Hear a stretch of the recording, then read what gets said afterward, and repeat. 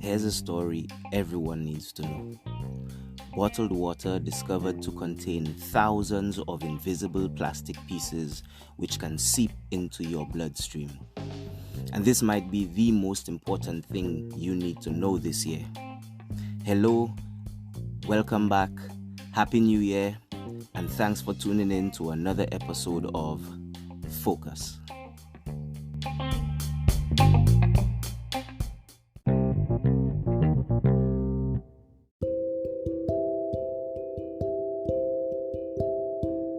Okay, so a great big thanks and a happy new year to all my listeners from all across the world, from north, south, east, and west.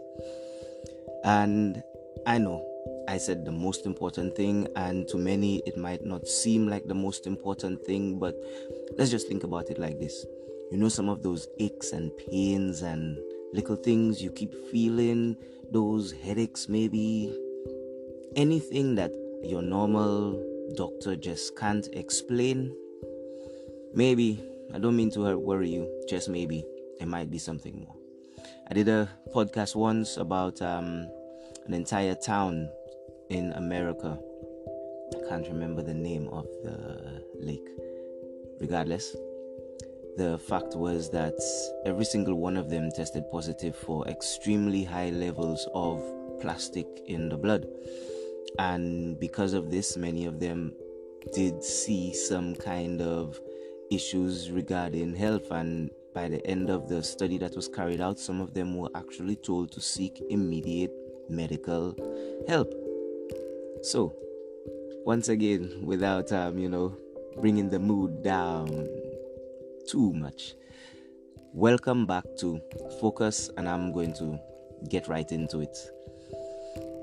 Bottled water discovered to contain thousands of invisible plastic pieces which can seep into your bloodstream. Most of these are nanoparticles which have the potential to penetrate human cells and gain entry into the bloodstream and its major organs. A new study found people are consuming 250,000 tiny invisible pieces of plastic with every liter of bottled water, 10 to 100 times more than previously estimated. 1 liter of water in a plastic bottle was found to contain an average of 240,000 particles. Research published on Monday showed most of these are nanoparticles, which have the potential to penetrate human cells and gain entry into the bloodstream and, as I said before, its major organs.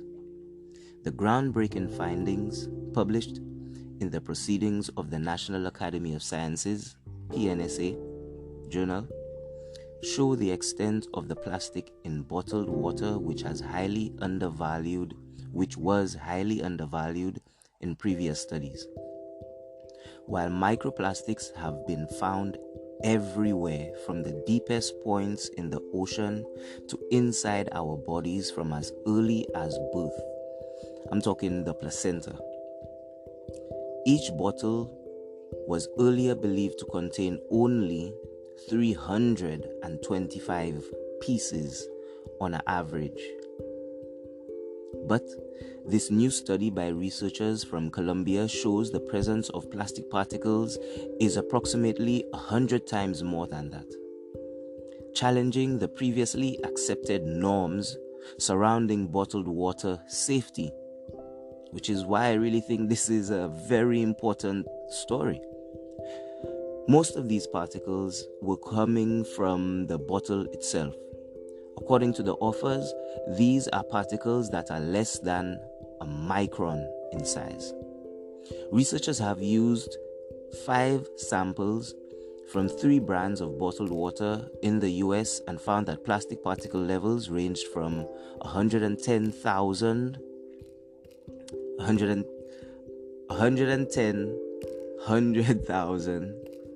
to 400,000, which is, needless to say, an insane amount per liter. averaging around 240,000 from 7 types of plastic. The authors declined to mention which brands were used as samples, so needless to say, like I said, it is important to know this. Approximately 90% of these particles were identified as nanoplastics, and the rest were microplastics. Nanoparticles are less than 1/17th the width of a human hair, so tiny they cannot be seen under a microscope. Researchers had to invent a technology to quantify these tiny particles to be able to count and analyze the chemical structure of nanoparticles in bottled water. While scientists knew nanoplastics existed in bottled water, Naixin Jian Kwan, apologies if I got that wrong, a PhD student in chemistry at Columbia and the first author of the new paper, said, "Before our study, people didn't have a precise number of how many.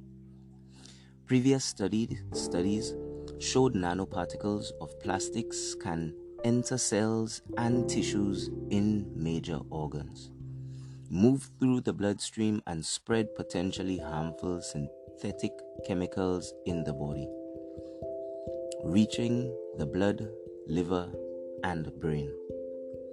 While the potential impacts of these nanoparticles are known, researchers are not sure whether these findings make bottled water more dangerous. That's currently under review. We don't know if it's dangerous or how dangerous," said study co-author Phoebe Stapleton, a toxicologist at Rutgers. "We do know that they are getting into the tissues of mammals, including people, and the current research is looking at what they're doing in the cells." Study co-author Miss Stapleton said, that's what she said.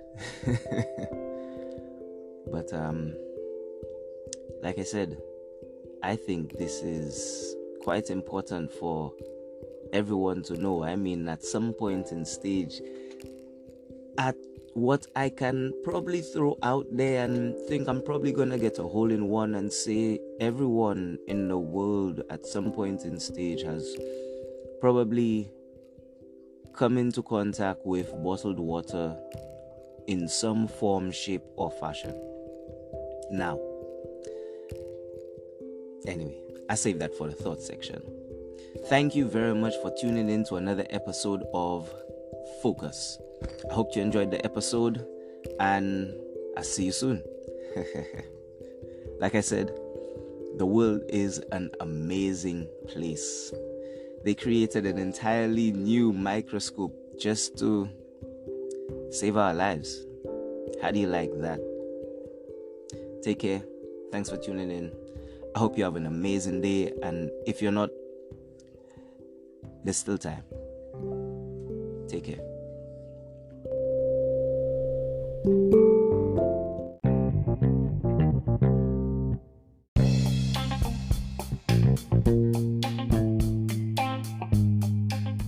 Okay, so like I said before, our history is pretty vast and we're making it pretty fast, so I'm gonna try to keep it brief.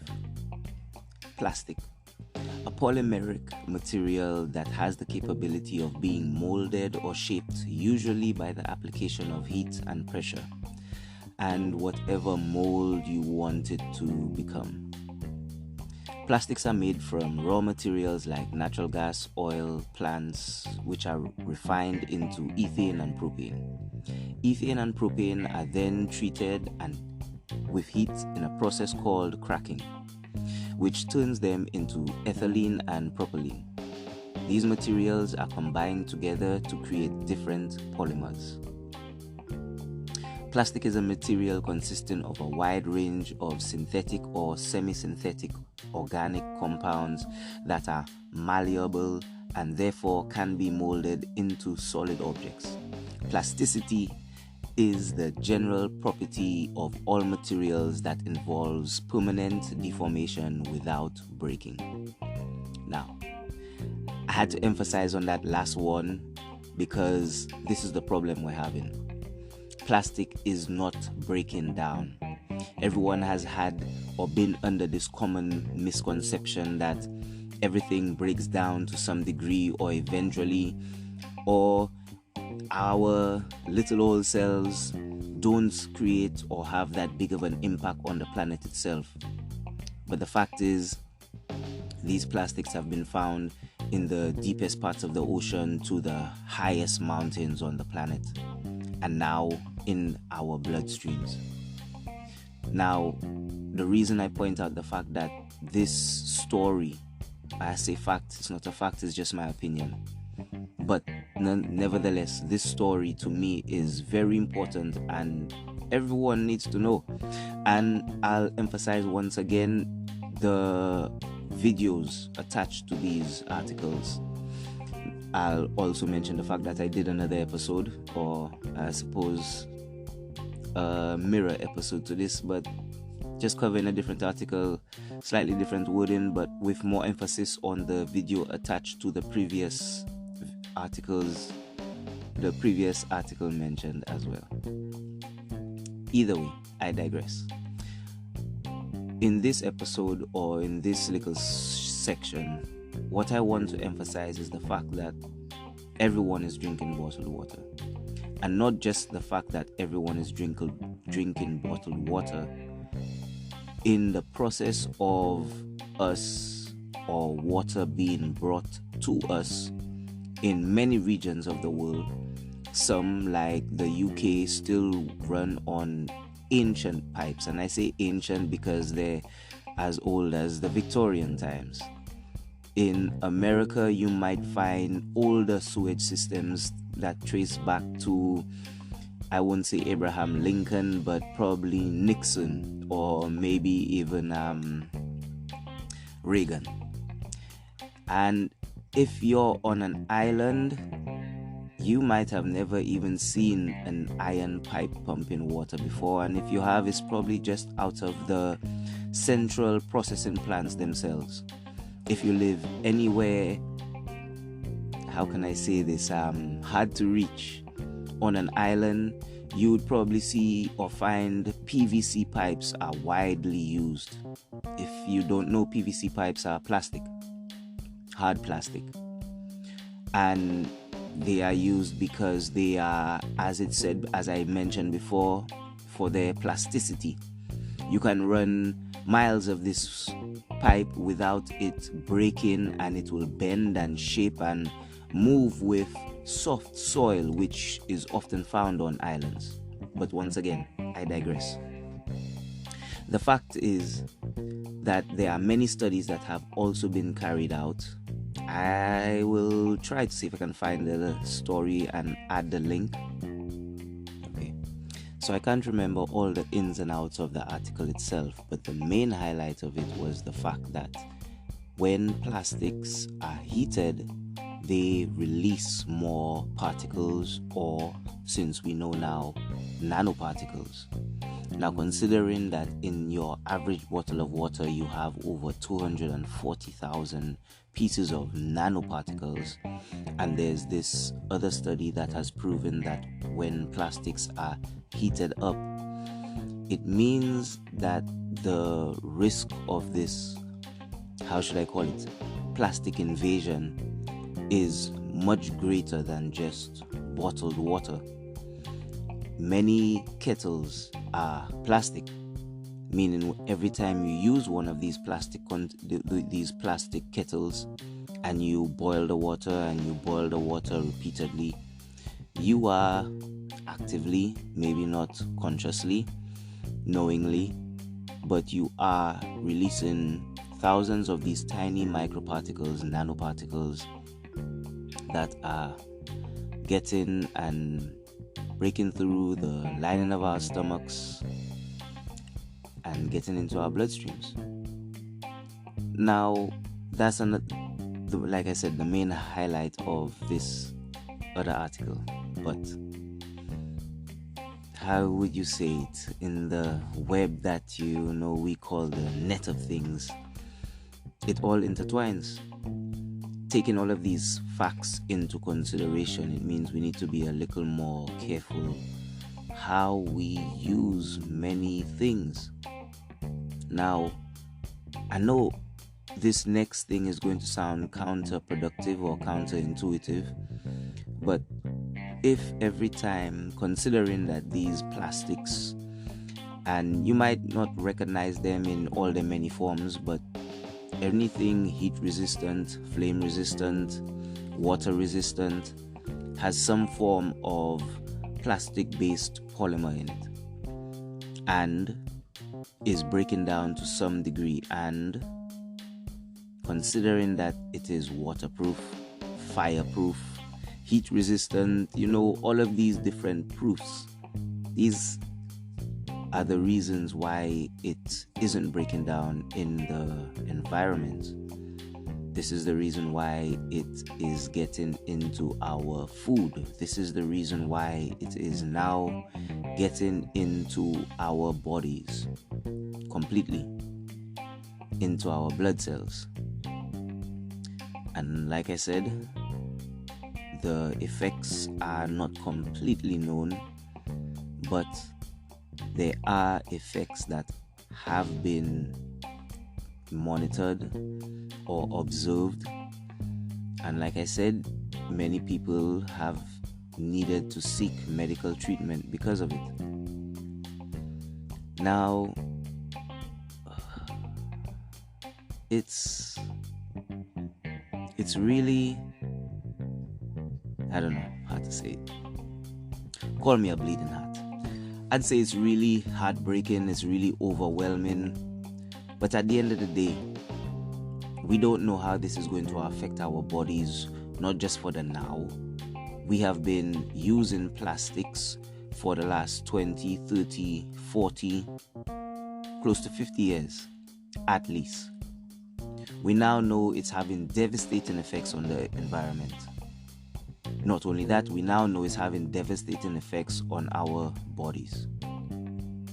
If you've got children, you're now thinking it's having devastating effects on them.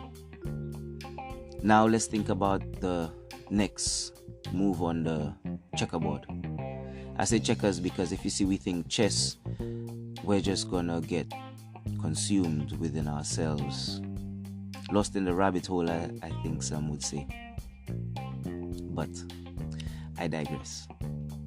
Like I said before, our history is pretty vast and we're making it pretty fast. I always promise to keep it brief, but I always tend to go on and on and on and on. I know, I apologize. But as always, thanks for tuning in. Thanks for sparing me a moment of your time, and thanks for tuning in to another episode of Focus.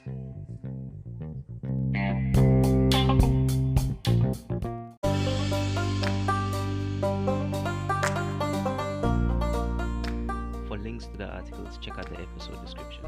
If you want to leave a comment, check out the trailer description for the email address. For topics like these and more, check out future episodes.